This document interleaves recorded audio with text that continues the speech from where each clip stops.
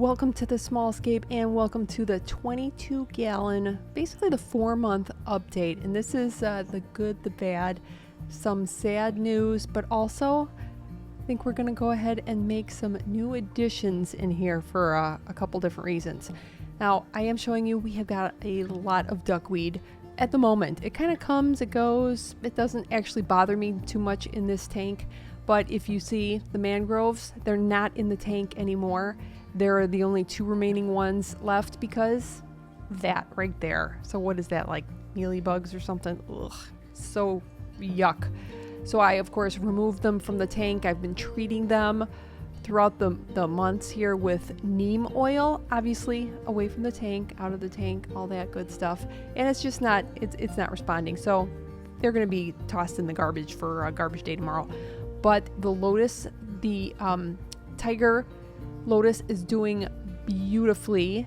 It's really quite like the last, I don't know, month or so, it's really taken off. Beautiful red color, love the plant, and it's loving life in here. And as you can see, my beautiful green neons and the galaxy rasboras are doing wonderfully. The plants also are doing well for the most part.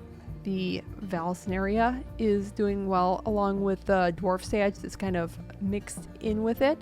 It's filling in really nicely. It's looking very natural in the middle.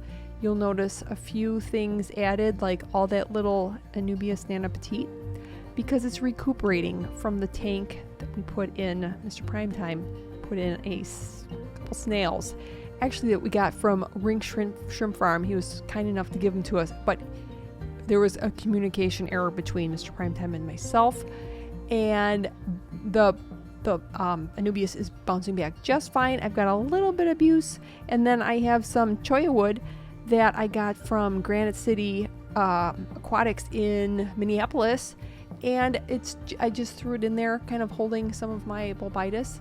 The crypts are, for the most part, filling in slowly, but and then well, here we go. So the plants towards the top. Oh, and there's, as you can see, there's 2 emerald eye rasboras, 2, and I put in what, 4. So where the other 2 went, I have no idea. They have completely disappeared. They are not outside the tank. I have in the last 4 months, there were 2 fish that I did see pass away. One, my beloved green neons, did pass away, and then another fish which seemed to be larger. I don't know what it was.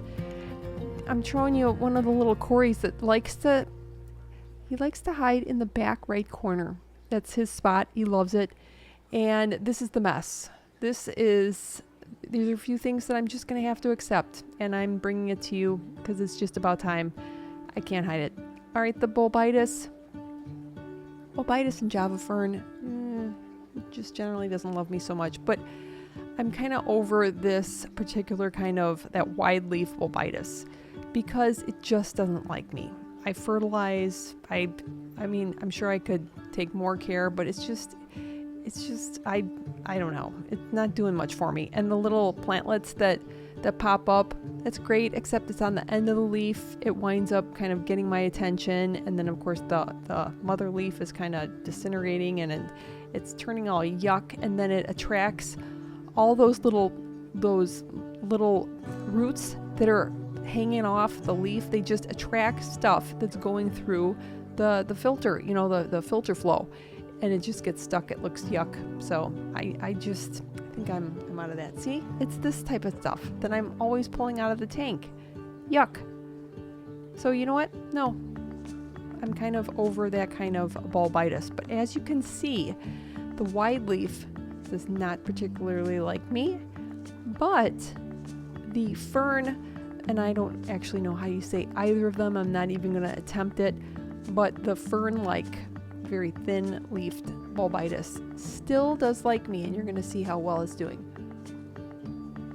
Down here, I want you to look really, really closely. Who do you see? Who do you see in the rocks there? Can you see them? Can you see my nanochromis?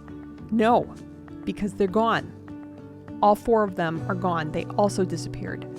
And I've been waiting. I look at them at night. I look in the daytime trying to find them. Are they hiding? Are they breeding? No, they have also disappeared. The bulbitis I'm showing it is the ferny like. I really like this, and it does way better for me than the wide leaf. So you know what? It's going to stay. If I can get some more, I'll probably get some more. It's even doing pretty well on this other side, but so I'm going to need your help. What should I replace? This other bulbitis, and if the Java fern kind of kicks off, I'm going to pull it out too. But what should I replace it with? Should I put Anubias? I mean, I could do some larger Anubias in here. Should I try and fill up the bottom with some more crypts? There are I'm going to show you in a little bit the 125 in the gallery here. There is a lot of crypts that I could probably, kind of borrow at midnight when Mr. Primetime doesn't notice it. But yeah, looking down here, nobody's here. So a big bummer. And I see things moving along in the bottom here, and I'm like, oh, but there they are. Nope, it's just another dead leaf. The other thing is the only time that I've ever seen my green dragon pleco is the day that I put him in. He hides in the driftwood. I can see part of his tail, but nothing. They are gone. So you know what? We're just going to go downstairs. We're going to get somebody else. I have an idea who I'm going to get. I think there's a couple here I really want to show you, but I'm sure I can't. Oh well, I'm excited. If I had a bigger tank, I'd be stealing them. Oh, but I did want to show you in the gallery. All right, so this is the 125. Look at all those crypts growing up in the front of the tank. I'm sure I could maybe borrow a few. What do you think? Should I do crypts? More crypts along the bottom? Okay, so my camera was not wanting to focus, but did you see the little guy there? I'm going to get you a close-up. Who do you think I added? He was one of my backup choices. I was kind of deciding between three, and I chose the nanochromist. Now, I could have put more nanochromist in there and tried again, but I said, well, all right, well, I kept them once. That's right, peacock gudgeons. I've never had little gudgies in my own tank, and I'm really kind of excited. Now, a couple of these goofballs went immediately and started surfing. There's like 75% of the tank that they can go and not surf and just be chill. But a little Cory cat came over to say hi, and they were just, wow, they were just having a ball. It was so cute. And I'm going to show you another one on the other side that's just kind of just chilling. But yeah, help me out. Let me know. It's sad things, but all tanks, you just never know what's going to work, what's not going to work. I'm kind of devastated with the nanochromist, but I figured, it was a new day. I'd bring you along, and maybe it'll all be okay. But I think the peacock gudgeons will be super fun to see, kind of swimming along the bottom, and we'll see how they do. So let me know what plants I should add. Thanks so much for watching, and I'll see you in the next one.